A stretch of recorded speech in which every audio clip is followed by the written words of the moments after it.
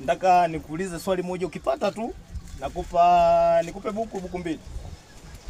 Nipe swali. So nikupe swali, nikupe 2000 au 1000 ukipata swali lakini. Lete 2000. Nilete 2000.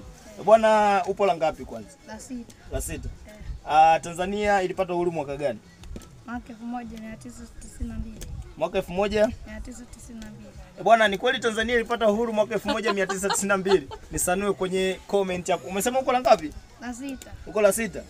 Bwana nimpe hela au nisimpe? Kwangu sikia. Ningekupa 2000 sawa? Ila hili swali umekosa.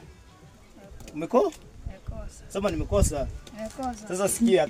Sasa Tanzania ilipata uhuru mwaka 1961. Mwaka gani? 1961. 1961. Kwa hiyo ukikutana na swali kama hilo mdogo wangu siku nyingine unatoboa.